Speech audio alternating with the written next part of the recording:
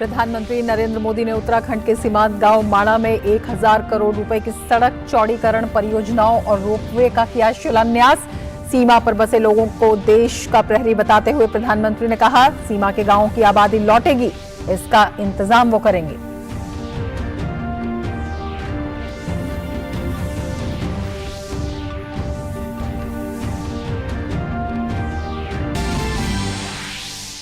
उत्तराखंड दौरे पर पीएम नरेंद्र मोदी ने केदारनाथ और बद्रीनाथ में की पूजा अर्चना। केदारनाथ में 2430 करोड़ रुपए की लागत से तैयार हो रही रोपवे परियोजना की रखी आधारशिला। मंदाकिनी आस्था पथ, सरस्वती आस्था पथ के साथ विकास कार्यों की प्रगति की समीक्षा। आदिगुरु शंकराचार्य की समाधि स्थल पर दी श्रद्धांजलि। बद्रीनाथ में रिवर फ्रंट के विकास कार्यों की भी की समीक्षा।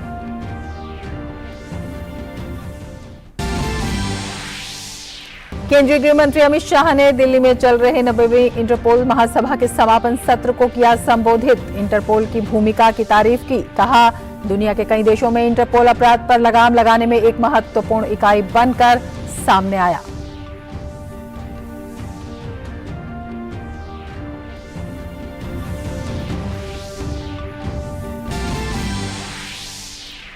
तोशाखाना मामले में पाकिस्तान के पूर्व प्रधानमंत्री इमरान खान को भ्रष्ट आचरण करने का दोषी पाया गया। पाकिस्तान के चुनाव आयोग ने छीनी उनकी संसद सदस्यता। 5 साल तक चुनाव लड़ने से किया अयोग्य घोषित।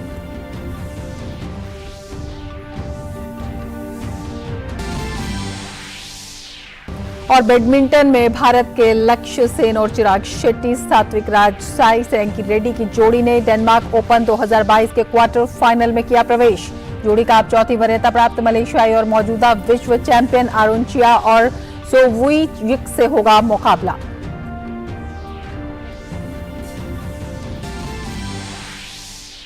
आईएसएसएफ विश्व चैंपियनशिप में अनीश और सिमरनप्रीत ने रैपिड फायर पिस्टल मिश्रित टीम में जीता रजत पदक। पदक तालिका में भारत 26 पदकों के साथ दूसरे स्थान पर।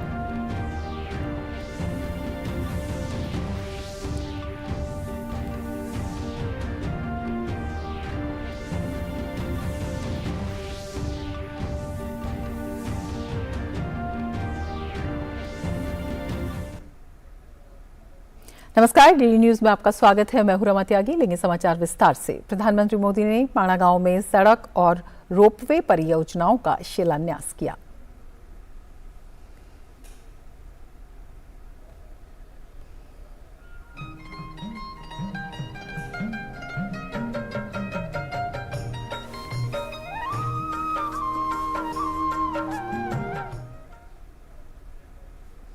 ये रोपवे ने खंबे, तार, अंदर बैठने के लिए कार, इतना मात्र नहीं है। ये रोपवे तेज गति से आपको बाबा के पास ले जाएगा, इतना नहीं है। समय तो बचेगा, भक्ति में मन और ज्यादा लगेगा। प्रधानमंत्री ने कहा कि आस्था के ये केंद्र सिर्फ एक ढांचा नहीं बल्कि हमारे लिए प्राणवायु की तरह हैं। वो हमारे लिए ऐसे शक्तिपुंज हैं जो कठिन से कठिन परिस्थितियों में भी हमें जीवंत बनाए रखते हैं। गुलामी की ऐसी मानसिकता ने हमारे पूजनीय पवित्र आस्था स्थलों को जर्जर स्थिति में ला दिया था। सैकड़ों वर्षों से मौसम की मार सहते आ रहे पत्थर, मंदिर स्थल, पूजा स्थल के जाने के मार्ग, वहां पर पानी की व्यवस्था और उसकी तबाही, सब कुछ तबाह होकर के रख दिया गया था। आप याद करिए साथियों, दशकों तक हमारे आध्यात्मिक केंद्रों की स्थिति ऐसी रही, वहां की यात्रा जीवन की सबसे कठिन यात्रा बन जाती थी। जिसके प्रति कोटि कोटि लोगों की श्रद्धा हो, हजारों साल से श्रद्धा हो, जीवन का एक सपना हो कि उस धाम में जाकर के मत्था टेक के आएंगे, लेकिन सरकारें ऐसी रही कि अपने ही नागरिकों को वहां तक जाने की सुविधा करने का उनको जरूरी नहीं लगा। पता नहीं कौन सी गुलामी की मानसिकता ने उनको जकड़ के रखा था। प्रधानमंत्री नरेंद्र मोदी ने कहा कि पहले जिन इलाकों को देश की सीमाओं का अंत मानकर नजरअंदाज किया जाता था, हमारी सरकार ने वहां से समृद्धि का आरंभ मानकर काम शुरू किया। पहले देश का आखिरी गांव जानकर जिसकी उपेक्षा की जाती थी, हम वहां आज लोगों की अपेक्षाओं पर फोकस कर रहे हैं, वहां पर काम किया। पहले जिस इलाकों को देश की सीमाओं का अंत मानकर नजरअंदाज किया जाता था, हमने वहां से समृद्धि का आरंभ मानकर काम शुरू किया है। पहले देश का आखिरी गांव जानकर जिसकी उपेक्षा की जाती थी, हमने वहां के लोगों को अपेक्षाओं पर फोकस पर करके काम करना शुरू किया है। पहले देश के विकास में जिनका योगदान को महत्व नहीं दिया गया, हमने उन्हीं को साथ लेकर प्रगति के महान लक्ष्यों की ओर बढ़ने का संकल्प किया है। हमने पहाड़ की उन चुनौतियों का हल निकालने की कोशिश की है, जिससे जूझने में वहां के लोगों की बड़ी ऊर्जा व्यर्थ हो जाए, वो हमें मंजूर नहीं है। हमने हर गांव तक बिजली पहुंचाने का अभियान चलाया, जिसका बहुत बड़ा लाभ मेरे पहाड़ के भाई और बहनों को मिला। प्रधानमंत्री ने कहा कि आधुनिक कनेक्टिविटी राष्ट्र की सुरक्षा की भी गारंटी होती है, इसीलिए इस दिशा में सरकार लगातार बड़े कदम उठा रही है। अब पहाड़ी राज्यों की कनेक्टिविटी को और बेहतर बनाने के लिए हमने विशेष तौर पर जैसे सागरमाला है, वैसे भारतमाला है, वैसे अब पर्वतमाला का काम आगे बढ़ने वाला है। इसके तहत उत्तराखंड और हिमाचल में रोपवे का एक बहुत बड़ा नेटवर्क बनना शुरू हो चुका है। हमारे यहां जब हम बॉर्डर की बात सुनते हैं तो यही मन में आता है कि वहां सिर्फ फौजी साथी होंगे, बाकी सब वीरान होगा। लेकिन इस धारणा को भी हमें बदलना है और धरातल पर इसको हमें बदल के रहना है। हमारे बॉर्डर के गांवों में चहल पहल बढ़नी चाहिए, वहां विकास जीवन का उत्सव बनना चाहिए, ये हम प्रयास कर रहे हैं। और हम तो कहते हैं, जो कभी गांव छोड़ करके गए हैं उनको अपने गांव वापस लौटने का मन कर जाए, ऐसा मुझे जिंदा गांव खड़े करने हैं। प्रधानमंत्री नरेंद्र मोदी ने कहा कि डबल इंजन की सरकार में उत्तराखंड में लगातार हो रहे विकास के कारण पलायन कर गए लोग अपने घरों को लौटने लगे हैं। डबल इंजन की सरकार के प्रयासों से अब उत्तराखंड में विकास कार्यों में फिर तेजी आ रही है। जो लोग घर से पलायन करके चले गए थे, अब अपने पुराने घरों में लौटने लगे हैं। होम स्टे, गेस्ट हाउस, ढाबों, छोटी छोटी दुकानों में अब रौनक बढ़ने लगी है। इन सुविधाओं से उत्तराखंड में पर्यटन का हो रहा है विस्तार, यहां के विकास को भी गति देने वाला है। मुझे खुशी है कि डबल इंजन की सरकार यहां के युवाओं को होम स्टे की सुविधा बढ़ाने के लिए, युवाओं के स्किल डेवलपमेंट के लिए निरंतर आर्थिक मदद दे रही है। सीमावर्ती क्षेत्रों से युवाओं को एनसीसी से जोड़ने का अभियान भी यहां के युवाओं के उज्जवल भविष्य के लिए तैयार हो रहा है। पूरे देश में सीमावर्ती क्षेत्र में जो अच्छी स्कूल होगी, अब एनसीसी हम वहां चलाएंगे। उत्तराखंड दौरे पर प्रधानमंत्री नरेंद्र मोदी ने सीमावर्ती गांव माणा पहुंचने के बाद सरस मेले का निरीक्षण किया। इस दौरान उन्होंने स्थानीय उत्पादों के बारे में जाना। प्रधानमंत्री ने स्थानीय लोगों से बातचीत भी की। उनके स्वागत में सांस्कृतिक कार्यक्रम प्रस्तुत किए गए।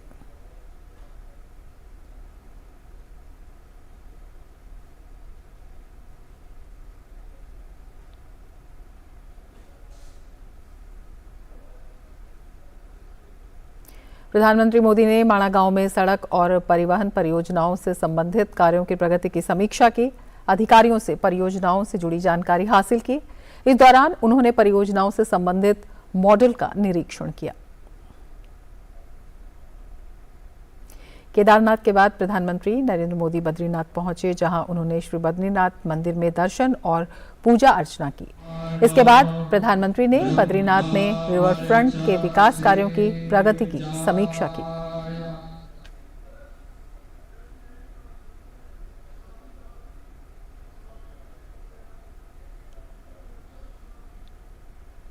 प्रधानमंत्री नरेंद्र मोदी उत्तराखंड दौरे पर हैं। पीएम मोदी ने केदारनाथ मंदिर में पूजा अर्चना की। प्रधानमंत्री ने बाबा केदारनाथ धाम में भगवान शिव का रुद्राभिषेक किया।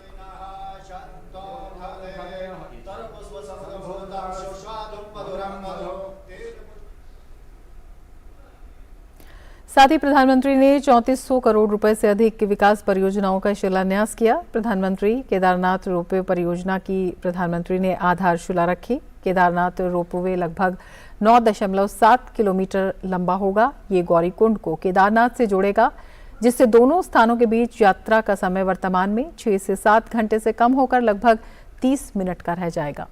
हेमकुंड रोपवे गोविंद घाट को हेमकुंड साहिब से जोड़ेगा। ये लगभग 12.4 किलोमीटर लंबा होगा और यात्रा समय को 1 दिन से कम करके केवल 45 मिनट तक सीमित कर देगा। इसके बाद पीएम मोदी ने आदिगुरु शंकराचार्य के समाधि स्थल के दर्शन किए। प्रधानमंत्री ने मंदाकिनी आस्था पथ और सरस्वती आस्था पथ के साथ साथ वहां चल रहे विकास कार्यों की प्रगति की समीक्षा से पहले श्रमिकों के साथ संवाद भी किया। प्रधानमंत्री ने मंदाकिनी आस्था पथ और सरस्वती आस्था पथ पर चल रहे विकास कार्यों की प्रगति की समीक्षा की।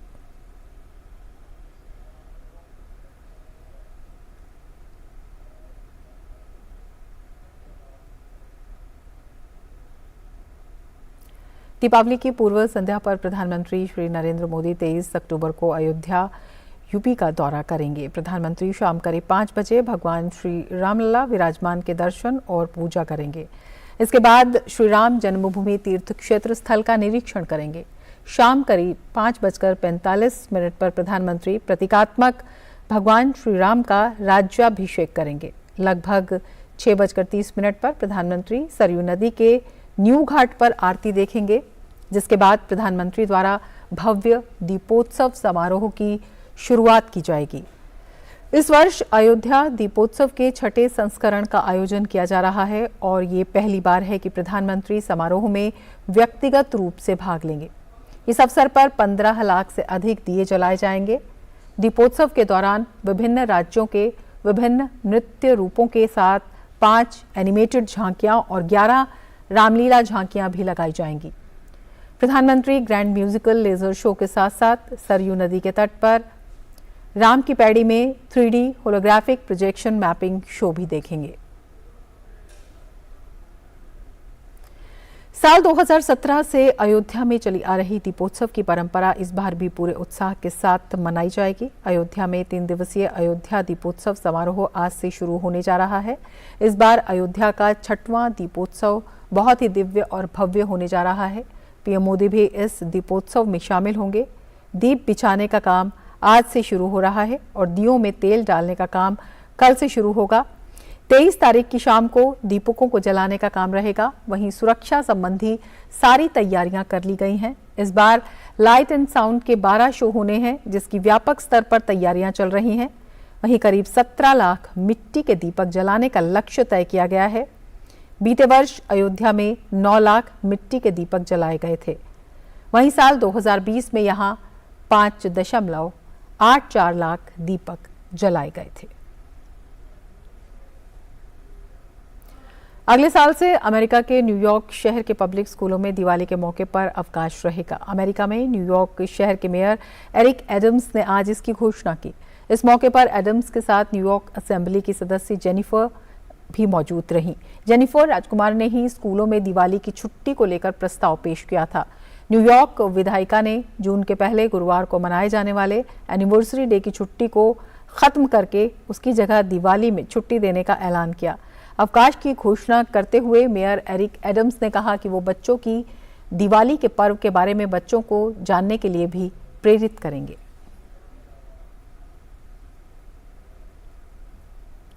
अरुणाचल प्रदेश के ऊपरी सियांग जिले में तुतिंग मुख्यालय से 25 किलोमीटर दूर सिंगिंग गांव के पास आज एक सेना का एडवांस्ड लाइट हेलीकॉप्टर दुर्घटनाग्रस्त हो गया।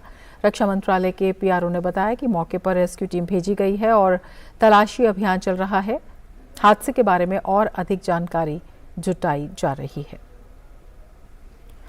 आगे बढ़ेंगे। केंद्रीय गृह मंत्री अमित शाह ने आज दिल्ली के प्रगति मैदान में 90वीं इंटरपोल महासभा के समापन सत्र को संबोधित किया। उन्होंने कहा कि दुनिया के कई देशों में इंटरपोल अपराध पर लगाम लगाने में ये संस्था एक महत्वपूर्ण इकाई बनकर सामने उभरी है। भारत में इंटरपोल की उपयोगिता पर उन्होंने कहा कि देश की आज़ादी के बाद से अब तक इस संस्था ने सराहनीय भूमिका निभाई है। इंटरपोल की 90वीं महासभा का आयोजन 18 से 21 अक्टूबर तक दिल्ली में किया गया। 100 सालों में इंटरपोल विश्व के 195 देशों का एक व्यापक और प्रभावी मंच बन गया है, जो पूरे विश्व में अपराधों पर नकेल कसने के महत्वपूर्ण भूमिका निभा रहा है। भारत इंटरपोल के सबसे पुराने सदस्यों में से एक है। 1949 से भारत इंटरपोल के साथ जुड़ा हुआ है। आज के विश्व में इंटरपोल जैसा मंच कोऑपरेशन और मल्टीलेटरलिज्म के लिए बेहद जरूरी और महत्वपूर्ण है। मैं भारत सरकार, भारत के गृह मंत्रालय तथा विभिन्न पुलिस बलों की ओर से सार्वजनिक सुरक्षा, विश्व शांति और स्थिरता के लिए इंटरपोल के सार्थक प्रयासों और योगदानों की सराहना करता हूं। माईगॉव और केंद्रीय सूचना और प्रसारण मंत्रालय ने युवाओं को आजादी के अमृत महोत्सव वर्ष के मौके पर आजादी quiz heroes of Bharat mobile game से जोड़ने की अनूठी पहल की है। भारत के स्वतंत्रता संग्राम के नायकों को स्मरण कराने के लिए इस अनोखी पहल में पूछे गए प्रश्नों का सही जवाब दें और हर हफ्ते 5 भाग्यशाली विजेताओं में से एक होने का मौका जीतें। शीर्ष स्कोररों में से 5 विजेताओं का चयन किया जाएगा और उनके नाम हर शुक्रवार को डीडी न्यूज पर नया सवेरा के दौरान और डीडी इंडिया पर ब्रेकफास्ट न्यूज के दौरान घोषित किए जाएंगे।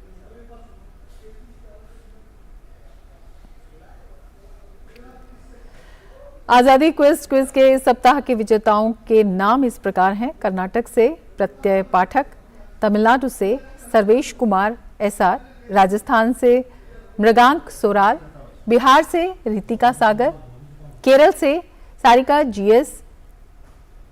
सभी विजेताओं को हमारी ओर से बधाई। आगे बढ़ते हैं। पाकिस्तान के पूर्व प्रधानमंत्री इमरान खान को बड़ा झटका लगा है। चुनाव आयोग ने तोशखाना मामले में इमरान खान की संसद सदस्यता रद्द कर दी है। बताया जा रहा है कि इमरान खान पर गलत जवाब दाखिल करने का आरोप था। पाकिस्तान के चुनाव आयोग ने पूर्व प्रधानमंत्री इमरान खान को 5 साल के लिए अयोग्य घोषित कर दिया है। ECP ने इमरान खान को तोशखाना मामले में भ्रष्ट आचरण करने का दोषी पाया है। ECP ने शुक्रवार को यह भी घोषणा की कि इमरान खान अब संसद के सदस्य नहीं हैं। ECP के फैसले के अनुसार इमरान खान के खिलाफ भ्रष्ट आचरण के लिए कानूनी कार्रवाई शुरू की जाएगी। मुख्य चुनाव आयुक्त सिकंदर सुल्तान राजा की अध्यक्षता वाली 4 सदस्यीय पीठ ने इस्लामाबाद में ECP सचिवालय में फैसले की घोषणा की। यह फैसला 5 सदस्यीय पीठ ने सर्वसम्मति से लिया। पाकिस्तान के पूर्व प्रधानमंत्री और PTI के चीफ इमरान खान पर आरोप लगा था कि उन्होंने सत्ता में रहते हुए विदेशी नेताओं से प्राप्त उपहारों के बारे में अधिकारियों को गुमराह किया। आरोप है कि इमरान खान ने तोशाखाना की तोहफे में दी गई कई घड़ियों में से एक घड़ी डीलर को 15.4 करोड़ रुपए से ज्यादा में बेची। अगस्त में गठबंधन सरकार ने इमरान खान के खिलाफ तोशाखाना उपहारों और उनकी कथित बिक्री से प्राप्त आय के विवरण साझा नहीं करने के लिए याचिका दायर की थी।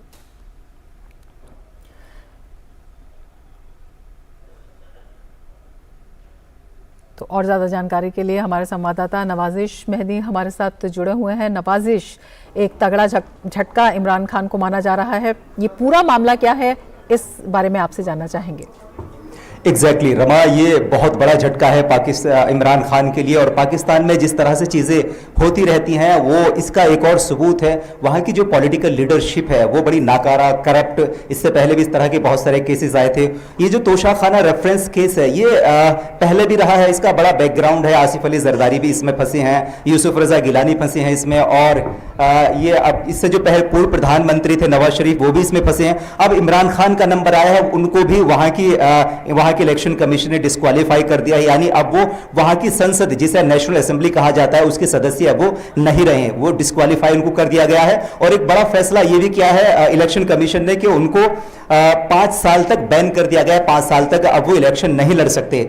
और तोशाखाना एक ऐसी चीज है, इसे ट्रेजर हाउस कहा जाता है। इसमें जितने भी सत्ता में रहते हुए आपको जितने तोहफे मिलते हैं, खासतौर से इमरान खान को अरब कंट्रीज से बड़े बड़े महंगे तोहफे मिले थे और उनको जमा करना होता है तोशाखाना में, और वो एक कानूनी प्रक्रिया होती है, उसके तहत उनको निकाला जाता है, उनकी ऑक्शन होती है। लेकिन इमरान खान ने यहां बड़ी बददयानती का मुजाहरा किया, यानी बहुत बड़ा करप्शन एक तरह से उन्होंने किया। ये तो बड़ी बेशर्मी और इंतहाई हैरानी की बात है कि आप उन तोहफों को बेच देते हैं जो आपको किसी ने प्रधानमंत्री रहते कहते हुए दिए हैं। इससे ज्यादा बेशर्मी की बात और क्या हो सकती है? जबकि होना यह चाहिए कि अगर आप एक वेलफेयर स्टेट चाहते हैं, जैसे आपने न्यू पाकिस्तान का नारा दिया था, आपने न्यू पाकिस्तान तो बना नहीं पाए, लेकिन आप तोहफों को चुरा के बेचना आपने शुरू कर दिया, तो इससे बड़ी शर्म की और क्या बात हो सकती है? तो इमरान खान का ये बहुत ही बददयानत वाला फैसला था कि उन्होंने उन तोहफों को वहां से निकाला, ट्रेजर हाउस से, तोशा खाने से, और उनको बेच दिया और उन्हें पर्सनल यूज के लिए उस पैसे को उन्होंने इस्तेमाल किया। जबकि होना ये होता है कि इसकी ऑक्शन होती है, ऑक्शन के बाद में जो वो पैसा कलेक्ट होता है उसको अपने स्टेट के वेलफेयर में इस्तेमाल किया जाता है उस पैसे को, लेकिन वहां ऐसा नहीं हुआ। तो ये होना भी चाहिए था इमरान खान के खिलाफ, क्योंकि जिस तरह से 2018 में जब से वो सत्ता में आए हैं तब से वो इस तरह का माहौल क्रिएट कर रहे थे, वो एक तरह से डेंजर बन गए थे इस पूरे क्षेत्र के लिए। जिस तरह के स्टेटमेंट थे, बहुत गैर जिम्मेदारी वाले स्टेटमेंट वो देते रहे हैं पहले भी, और एक तरह से पाकिस्तान को कट्टर इस्लामीकरण की तरफ वो थोपने की कोशिश कर रहे थे। वो इस तरह का डेवलपमेंट वहाँ चाहते थे, बट वो वहाँ की जो आवाम है उनको उनके मंसूबों में उन्हें कामयाब नहीं होने दिया, और साथ में ये करप्शन वाली चीज़ें भी सामने आती रहीं। तो ये बहुत बड़ा फैसला है वहां की इलेक्शन कमीशन का, और ये होना चाहिए था। नवाज़िश, आपसे ये भी जानना चाहेंगे कि बेहद गंभीर इसलिए भी हो जाता है कि प्रधानमंत्री रहे हैं पूर्व प्रधानमंत्री इमरान खान, और बहुत से अन्य नेताओं की भी आपने बात की है जो इस तरह की धांधली में या इस तरह के करप्शन में वहां पर पाए गए हैं। जिस तरह की पाकिस्तान में बदहाली की स्थिति है, आपको लगता है कि बहुत जिम्मेदार वहां के जो नेता रहे हैं, शीर्ष नेतृत्व रहा है, उसका रवैया रहा है? एग्जैक्टली वहां के नेताओं का रवैया हमेशा से बहुत ज्यादा गैर जिम्मेदाराना रहा है। आपने देखा कि वो दौलत लूटते हैं, फिर विदेशों में जाके बस जाते हैं। वो उनको परवाह नहीं है कि वहां का आवाम भूखा मर रहा है, महंगाई वहां पे चरम पे है, FATF में अभी भी फंसे हुए हैं, वो आतंकवाद का वित्त पोषण करते हैं। तो वहां की जो लीडरशिप है, वहां के जो राजनेता है, वो सिर्फ अपना हित साधते हैं, उन्होंने कभी भी वहां के आवाम के बारे में नहीं सोचा। आवाम वहां की त्राही त्राही कर रही है। अभी जैसे फ्लड भी आया, उसमें भी आपने कंडीशन देखी, सारी दुनिया ने वहां की विजुअल्स देखे, वहां की कितनी कंडीशन खराब थी। और ये लोग क्या करते हैं कि अपना हित साधा और फिर विदेश निकल गए। अब इनका कुछ बिगड़ता भी नहीं, अगर डिस्क्वालीफाई इमरान खान को कर भी दिया गया, इतना पैसा ये जमा कर लेते हैं, फिर बहुत आसानी के साथ, बहुत ऐश के साथ ही अपनी बाकी जिंदगी गुजार लेते हैं। ये पाकिस्तान की लंबी तारीख, लंबी इतिहास रहा है, ऐसा ही रहा है, और आगे भी शायद अगर ऐसा कोई बात, जैसे वहां की सुप्रीम कोर्ट ने पहले उनको डिस्क्वालीफाई किया था नवाज शरीफ को, तो इस तरह के फैसले वहां जरूर होते हैं, बट क्या फायदा उनका? पनिशमेंट तो कुछ मिलता नहीं। वो जाके फिर लंदन में रहते हैं, न्यूयॉर्क में रहते हैं, और आवाम वहां भुखमरी का शिकार रहती है।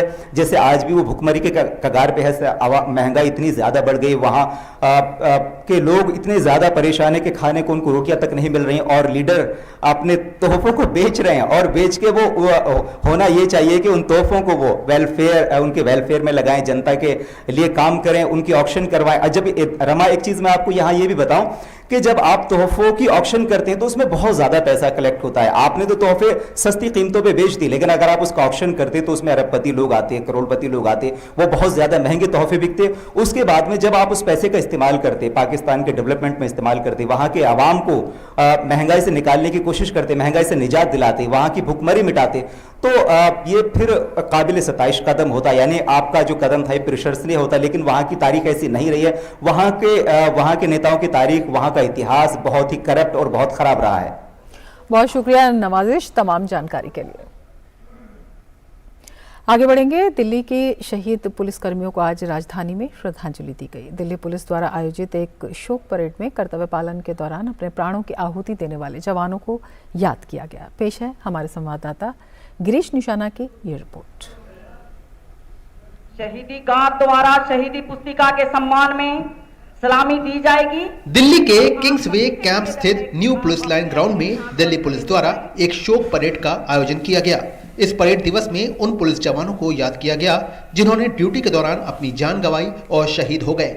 इस दौरान दिल्ली पुलिस द्वारा अपने शहीद साथियों को नमन करते हुए उन्हें श्रद्धांजलि दी गई। इस मौके पर दिल्ली पुलिस आयुक्त संजय अरोड़ा की अगुवाई में वरिष्ठ पुलिस अधिकारियों ने शहीद पुलिस जवानों को श्रद्धांजलि दी। प्रत्येक वर्ष देश के सभी पुलिस बल 21 अक्टूबर को शहीदी दिवस के रूप में आयोजित करते हैं, जिसमें उन शहीदों को स्मरण किया जाता है जिन्होंने राष्ट्र की सुरक्षा में अपने प्राणों की आहुति दी थी। गौरतलब है कि इस साल पुलिस संगठनों और पुलिस बलों के कुल 261 अधिकारियों और पुलिसकर्मियों ने कर्तव्य पालन के दौरान अपने प्राणों की आहुति दी है। इनमें दिल्ली पुलिस के भी 5 शहीद पुलिसकर्मी शामिल हैं। गिरीश निशाना, डीडी न्यूज, दिल्ली।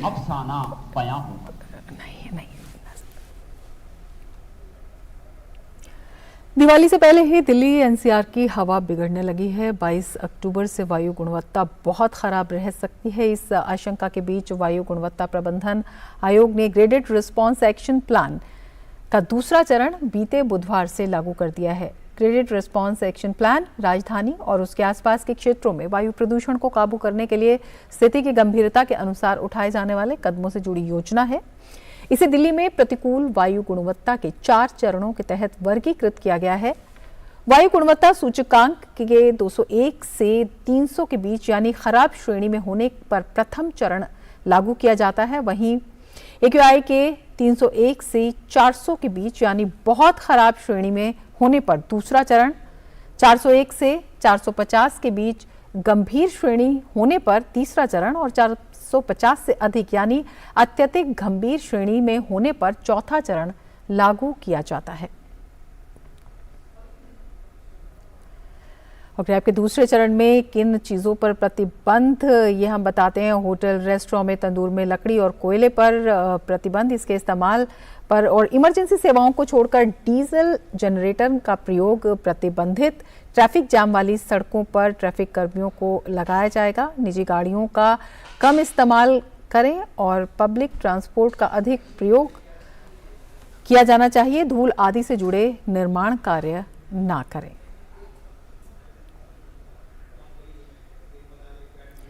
स्वच्छता मिशन 2.0 के अंतर्गत पश्चिम मध्य रेलवे मंडल में भी स्वच्छता अभियान जोरों पर है। नियमित तौर पर होने वाले रेलवे प्लेटफॉर्म और ट्रेन कोच की सफाई के साथ ही परिसर को भी स्वच्छ रखने के प्रयास किए जा रहे हैं। स्वच्छ भारत मिशन की शुरुआत के बाद से ही स्टेशनों की स्वच्छता पर विशेष जोर दिया जा रहा था और इसी का परिणाम है कि आज यहाँ सफर करने वाले लाखों यात्री एक बदलाव देख रहे हैं। वहीं दूसरी ओर अब यात्री भी गंदगी करने या यहाँ पर कचरा फेंकने से परहेज करते हैं।